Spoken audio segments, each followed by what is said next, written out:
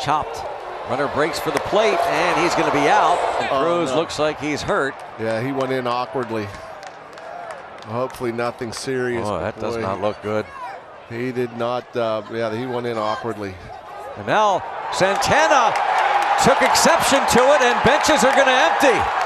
Carlos Santana took exception and was jawing, I believe, with Zavala. And there was some pushing and shoving going on. Meanwhile, they're trying to tend to Cruz as the bullpen's also empty. Carlos Santana still wants to get at somebody. O'Neill Cruz still down as the scrum. Johan Oviedo is involved. Gavin Sheets. Look at this, they're trying to keep the players away from the man who's down, O'Neill Cruz. Now more yelling. Andy Haynes says to get away. Andrew McCutchen is trying to tell the White Sox players, hey, look, you got a man down here. Lance Lynn jawing with somebody. That is crazy. And Cruz is obviously seriously hurt here. The two Pirates trainers, Rafael Freitas, Tony Leo, and now Seth Steinhauer trying to assist Cruz off and help O'Neill Cruz off. Oh my goodness. Oh yeah, that's man. Boy, oh boy.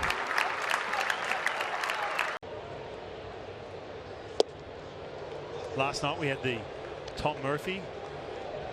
Whoa, hello, hey now.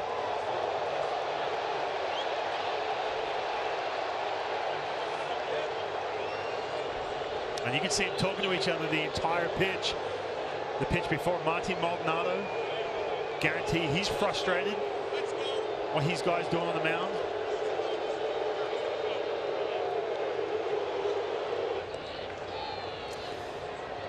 Yeah, so it looks like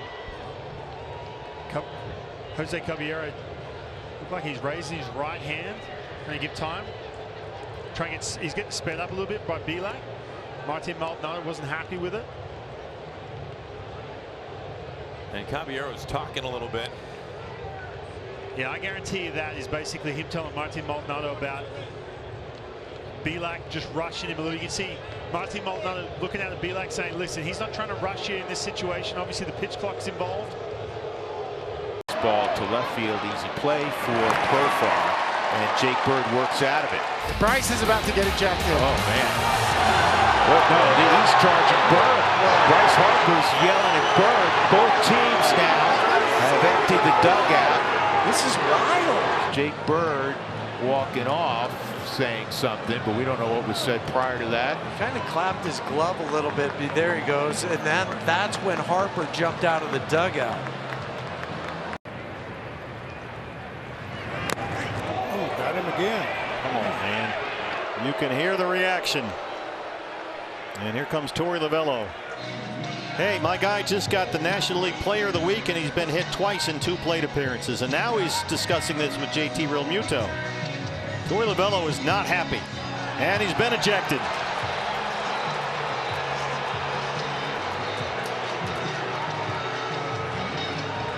And Torey is barking into the Phillies dugout. Tony Perez-Chica steps in between. Torey Lovullo wants a piece of JT Realmuto, and the benches have emptied. They're coming in from the bullpens as well. Corbin Carroll, just named National League Player of the Week today, has been hit twice in 2 plate appearances by left-hander Matt Strong. And now Torey gets his face-to-face with the Phillies catcher.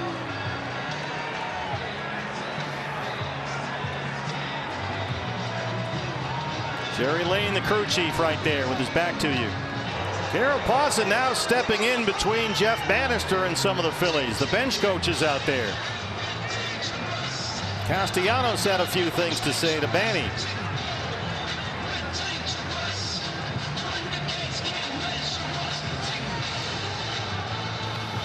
It's going to take more than one umpire to keep Jeff Bannister out of there if he really wants to get into it. It's going to take more than 4. I got news for you. So to this point, Torey has been ejected. We may find out if there were any other ejections of which we're not aware. Longoria trying to talk down to Jerry Lane. Yeah, and unfortunately what this is going to result in is a warning to both benches. Back to the top of the order for the Giants. Here's Lamont Wade Jr. That one is pulled and a fair ball. Down into the corner. Lamont Wade Jr.'s got his first hit of the night, and it's going to be a one-out double. The next delivery to him is a curveball grounded to the right side. Goldie bobbles it, picks it up, and flips to Flaherty covering. Lamont Wade was hot, and I don't know what he and Jack Flaherty were upset about. And here came the Cardinals, and here came the Giants, and Lamont, well, that's as upset as I've ever seen Lamont Wade, who's such an even-keeled player. They had to hold him back. Oh. And that went off the mid of Moreno. And did it hit Alvarez? It did. It did. And he's a little annoyed, and he's being steered to first base by Trip Gibson. And now the Mets dugout is emptying, and here comes the Diamondbacks dugout as well. So after Alvarez homered 3 times and put on a little dance party last night when he circled the bases, the Diamondbacks perhaps taking a little bit of exception. Garcia goes over it now. Benches clearing here as there are some words between Garcia and Martín Maldonado, as if Maldonado did not like the way that Garcia watched that home run or how much time he took, and that's just too bad. With the way things have gone here tonight, go ahead and enjoy every moment of that if you're Adolis Garcia. Maldonado, you remember he had words with Marcus Semien when Semien had crossed the plate. Hard hit ground ball fair down the first base line. Jimenez will score. Jose on his way to second. The throw by Colas, not in time. Jose right between the legs of Tim Anderson. He's in there safely, and he's not real happy with Tim Anderson. Well, both benches are empty, and Anderson took a right-hand swing at Ramirez, and this is going to turn into quite a melee.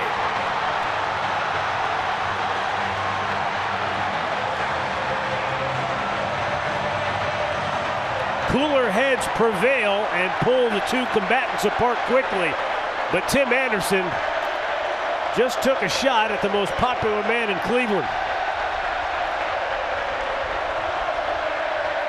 And now Tito has lost his mind. And he's just been ejected, I believe. And here come the benches again.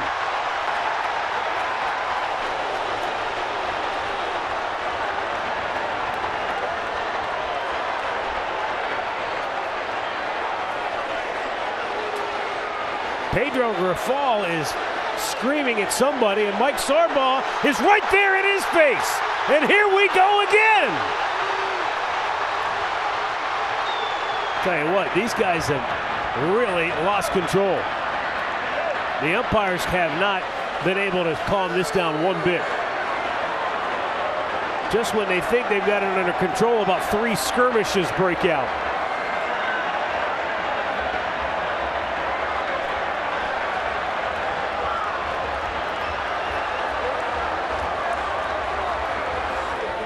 So we know Tito's been ejected. There's somebody else. And there goes Jose. Yeah.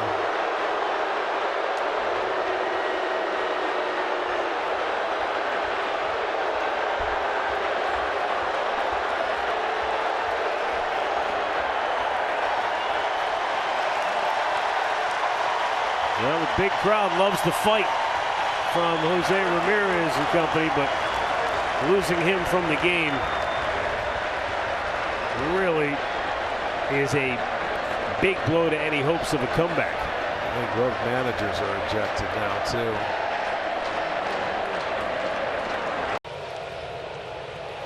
And now getting hit by pitches Caballero, who's looking at Framber Valdez, and Framber says, "I can't hear what you're saying." And he's walking right at Caballero. Suarez gets in the middle. So does Julio Rodriguez. Framber, after giving up the 2-run home run, hit Caballero, and then Caballero said something to Framber, and he said, "I can't hear you." Rodriguez with a bear hug around Framber Valdez. Caballero's a guy that's developing a little bit of a reputation, but at the same time, you can understand why he's upset. Left field. And now he's hit by a pitch. And the benches are emptying.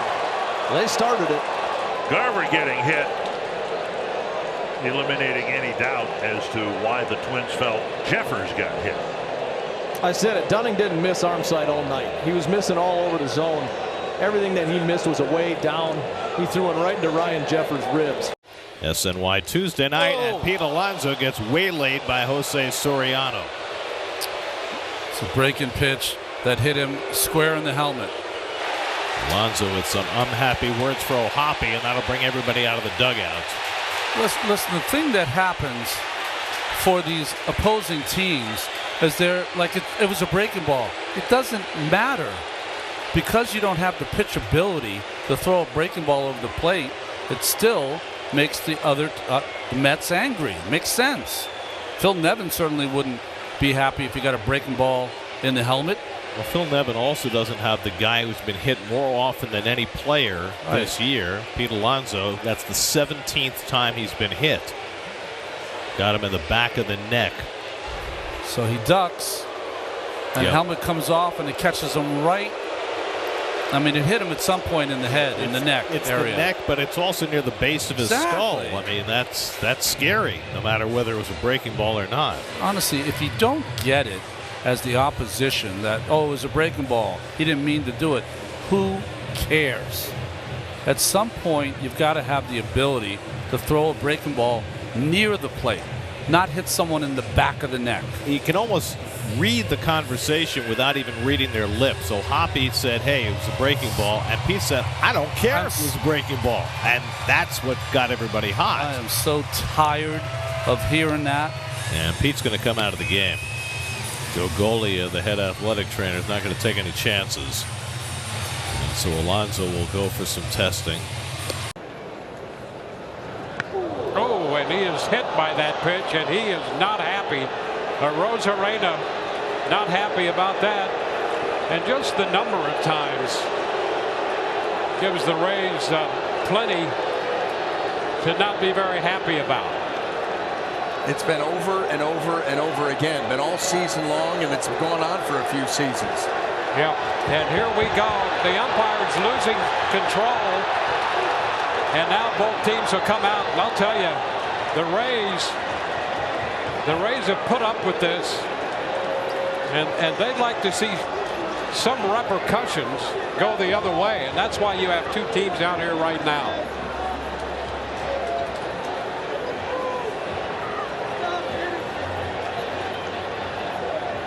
You had Abreu come down off the mound with open arms, really akin to taunting. Well, and Aaron Boone and Kevin Cash having a spirited conversation in the middle of that scrum. You get a guy coming off the mound like that, given the history, and you're the umpire, you got to run the guy. Or go get him. Go get him then. Randy's on his way to third, and that throw is not going to be in time. He steals third. And Bench there with a full count on Ramirez and nobody out. And guess what? Here we are, back and forth. Uh-oh, watch out. I'm telling you, the umpires asked for this.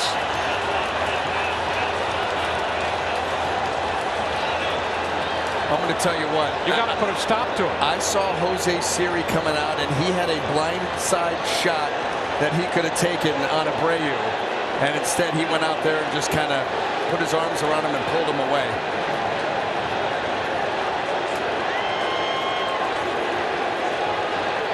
Yeah, that scared me because Siri he was coming from the blind side. Abreu never saw him.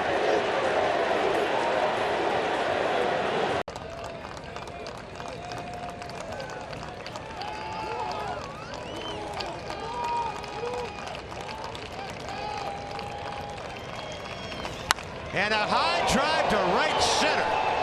See you later. Dominic Smith into double digits with a monster shot, his 10th of the year.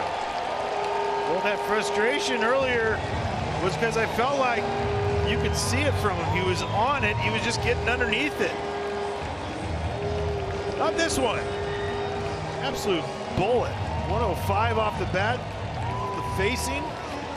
419 feet for Dom Smith. Yet another extra base hit for him. Oh, and Grandal did not like the way Dominic Smith watched that home run. They had words when Dom got home. There we go, boys. And, Clevenger as well, maybe. Here come the bullpens.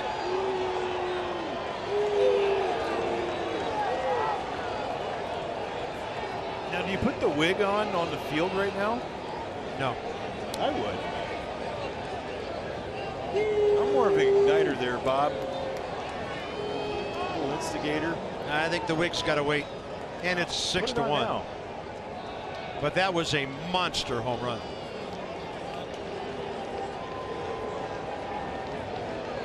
Well, both rosters on full display here with 2 outs in the 9th. Carter Kieboom is next.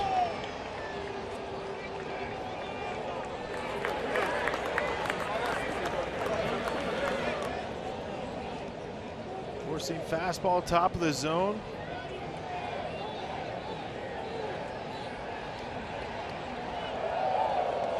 He didn't take a look at Clevenger. He just took his time, and that's what, like, look, right now, that's what the game has been, and it's fine. I mean, I just don't understand. Everyone gets their feelings hurt on anything and everything. Yeah, and I get Clevenger's side. And by the way, it looks like warnings have been issued. So if Clevenger would decide to drill Carter Kieboom here, and the umpires ruled it intentional, he would be ejected. 0-2 pitch. Swing and a miss. Neris pumped up. And he is going to say something to Julio Rodriguez on his way off the mound. He was pumped up and walked right at Julio Rodriguez. And now the benches are going to clear. Yeah, I'm not sure what that was from Hector Neris, but he was fired up and had it directly voiced right at Julio Rodriguez. We've seen Hector Neris fired up, but he is going right after Julio Rodriguez for some reason. I'm not sure about the history, are you? I know that both teams they've always kind of not liked each other. And here comes the man of the day to this point, Adolis Garcia. And he gets hit on the first pitch here and gets right in Maldonado's ear. The benches are clearing in the American League Championship Series.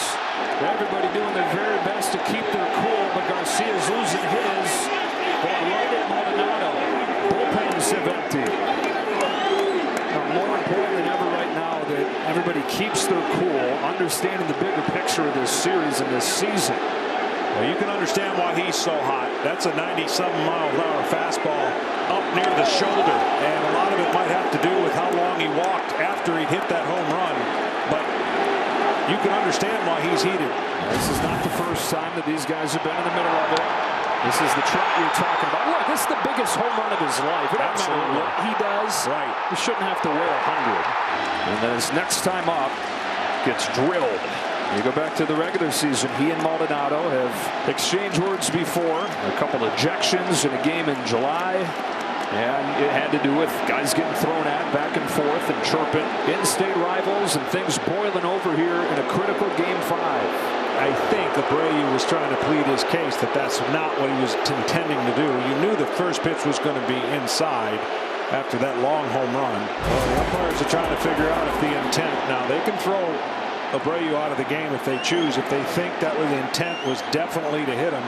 And of course they're going to deal with Garcia and his ability to maybe either go after Maldonado. But either way, you got first and second, nobody out in a tight game. I mean, you're down by 2 runs. You put a guy on just to prove a point. Well, your season on the line. But that's what he was trying to say there. Like that was not what I was trying to do. Trying to bury a fastball in, yes, and the ball just rides up.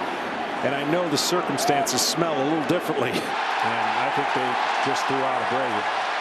So the umpires are convinced that one just got away from Brian Abreu, who only hit 3 batters all regular season. And Dusty will end up going too. And he runs around Abreu. And Dusty has a case. I mean, this is a tough call for the umpires. I mean, you could, like you said, you know, no one's going. Why would you want to put a second runner on and at first and second nobody out? but the circumstances around the home run were just too close to each other, and the umpires were in a tough spot to make that call, and they had to make the call that they viewed the intent was on purpose. Now the question will be whether Garcia is allowed to stay in the game. Right, it's not good for anybody. Right, it's not good if he meant it. It's not good if he didn't. You might see warnings, but it is in the discretion of the umpires to be able to throw you out without a warning, and that's what they did. And they will be throwing Garcia out of the game as well. I didn't think they could do one and not the other.